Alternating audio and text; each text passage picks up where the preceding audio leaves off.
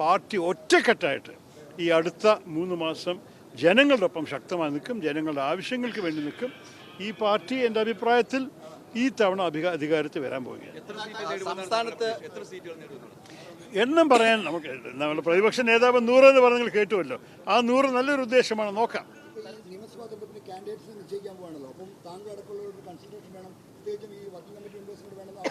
അത് ഒരു സംശയവുമില്ല, കോൺസൾട്ടേഷൻ ഉണ്ടാവുന്ന ആ വാക്ക് എന്നോട് പറഞ്ഞു കഴിഞ്ഞൊരു കാര്യമാണ്. പക്ഷേ സ്ക്രീനിങ് കമ്മിറ്റിക്ക് ഒരു പ്രത്യേക റോളുണ്ട്. നമ്മൾ കേരളത്തിൻ്റെ പാർട്ടി സ്ട്രക്ചറിൻ്റെ അകത്ത് ഒരു സ്ഥാനമുണ്ട്. ആ സ്ഥാനത്തിൽ ഞങ്ങൾ ഉറപ്പമായിട്ട് തമ്മിൽ സംസാരിക്കും. ഞാൻ ഇവിടുത്തെ എല്ലാ നേതാക്കളുടെ ഒപ്പം നല്ല ബന്ധം സ്ഥാപിച്ചിട്ടാണ്. സ്ഥാപിക്കാൻ പറഞ്ഞാൽ എപ്പോഴും ഉണ്ടായിരുന്ന ബന്ധങ്ങളാണ്. പക്ഷെ നന്നായി സംസാരിച്ചിട്ടും അവർ നല്ല സംസാരം കേട്ടിട്ടും ഞാൻ ഇറങ്ങുന്നത്.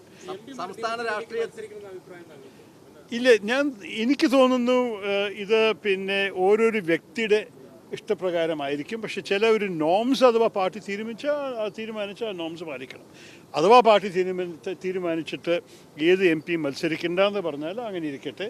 അഥവാ പാർട്ടി തീരുമാനിച്ചു പിന്നെ MP മാർക്കും അഥവാ ഒരു താല്പര്യമുണ്ടെങ്കിൽ അതിനു വേണ്ടി ഒഴുക്കുക. നമ്മൾക്കറിയാം 2-3 MP മാർക്ക് നല്ല താല്പര്യമുണ്ട് മത്സരിക്കണമെന്ന്. ഞാൻ പേഴ്സണലി അങ്ങനെ ഒരു അഭിപ്രായം പറഞ്ഞിട്ടില്ല. ഈ പ്രചരണത്തിൽ ഞാൻ എന്തായാലും ഇറങ്ങും. അതിനാണ് ഞാൻ എപ്പോഴും ചെയ്യാൻ തയ്യാറ്. സംസ്ഥാന രാഷ്ട്രീയത്തിലേക്ക് വരാനുള്ള താല്പര്യം സംസ്ഥാന രാഷ്ട്രീയത്തിലേക്ക് അല്ല, മാധ്യമക്കാർ അവർ ജോലി ചെയ്യുക തന്നെയാണ്. ഞാൻ നിങ്ങളെ കുറ്റം പറയില്ല. ഞാൻ വലിയൊരു വിശ്വാസിയാണ് ഫ്രീഡം ഓഫ് ദി പ്രസ്സിൽ. പക്ഷെ ഒരു കാര്യം മനസ്സിലാക്കണം, മാധ്യമക്കാർ ഒരു 1000 വാക്കുകളുടെ ഒരു ആർട്ടിക്കിളിന് എടുത്തിട്ട് അതിനെ ഒരു വാചകമായിട്ട് സമറൈസ് ചെയ്യുമ്പോൾ പല ന്യൂവാൻസും ഡീറ്റെയിലും അർത്ഥം നഷ്ടപ്പെട്ടു പോകുന്നുണ്ട്. പക്ഷേ മറ്റേവരെയാണ് ഞാൻ കുറ്റം പറയുന്നത്. അവർ നിങ്ങളുടെ ഹെഡ്ലൈൻ മാത്രം വായിച്ചിട്ടാണ് അവർ കോമൻറ്റ് അടിക്കുന്നത്. ഞാൻ എഴുതിയത് വായിച്ചിട്ടില്ല. അതാണ് എൻ്റെ പ്രശ്നം. അപ്പോൾ ഈ ചില വിവാദങ്ങൾ അനാവശ്യമായ വിവാദങ്ങളായിരുന്നു എന്നാണ് ഞാൻ ഇപ്പോഴും പറയുന്നത്. നോക്കൂ, ഈ അടുത്ത 3 മാസം ഞങ്ങൾ എല്ലാവരെയും കടമ ഇത് തന്നെയാണ്. സ്റ്റേറ്റ് പോളിറ്റിക്സിൽ സജീവമാണെന്ന് പറഞ്ഞാലും ഞാൻ കേരളത്തിൻ്റെ ഭാവിക്ക് വേണ്ടി നിങ്ങൾക്ക് ഒരു പക്ഷേ അറിയാം, ഞാൻ 4-5 ആർട്ടിക്കിൾ എഴുതി കഴിഞ്ഞു ദേശീയ മാധ്യമങ്ങളിൽ. എനിക്ക് കേരളത്തെക്കുറിച്ച് നല്ലൊരു സങ്കല്പമുണ്ട്. ഒരു സുഭദ്ര കേരളമായിട്ട് കാണണമെന്നാണ് എൻ്റെ ആഗ്രഹം. ഞാൻ എൻ്റെ രാഷ്ട്രീയാഭിപ്രായത്തിൽ നിങ്ങൾക്കറിയാം, ഞാൻ കൂടുതൽ മറ്റേവരെ വിമർശിച്ച് സംസാരിക്കുന്ന വ്യക്തിയല്ല.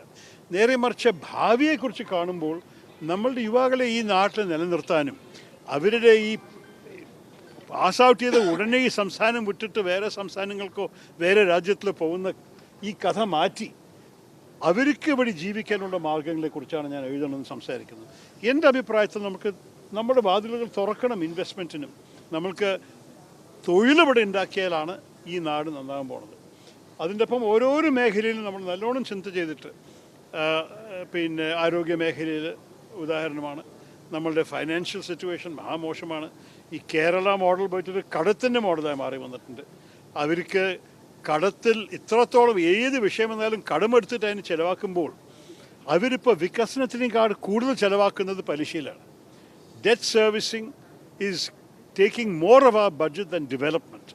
ഇതൊക്കെ നമ്മൾ നോക്കുമ്പോൾ നമുക്ക് മുന്നോട്ട് പോകാൻ സാധിക്കില്ല. അതുകൊണ്ട് ഇതിലെല്ലാറ്റിലും നമ്മൾക്ക് പല കാര്യങ്ങൾ പറയാനുണ്ട്, ചെയ്യാനുണ്ട്. എൻ്റെ അഭിപ്രായത്തിൽ പാർട്ടി ഒറ്റക്കെട്ടായിട്ട് ഈ അടുത്ത 3 മാസം ജനങ്ങളുടെ ഒപ്പം ശക്തമായി നിൽക്കും, ജനങ്ങളുടെ ആവശ്യങ്ങൾക്ക് വേണ്ടി നിൽക്കും. ഈ പാർട്ടി എൻ്റെ അഭിപ്രായത്തിൽ ഈ തവണ അധികാരത്തിൽ വരാൻ പോവുകയാണ്. എണ്ണം പറയാൻ നമുക്ക് നമ്മുടെ പ്രതിപക്ഷ നേതാവ് 100 എന്ന് പറഞ്ഞാൽ കേട്ടുമല്ലോ. ആ 100 നല്ലൊരു ഉദ്ദേശമാണ്, നോക്കാം. അതെ, അത് നിങ്ങളല്ലേ പറയുന്നത്.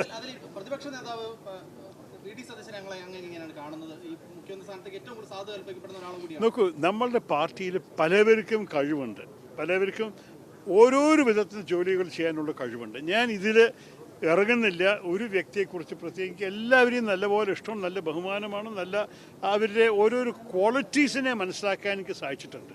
അപ്പോൾ ഞാൻ അവിടെ വിടട്ടെ.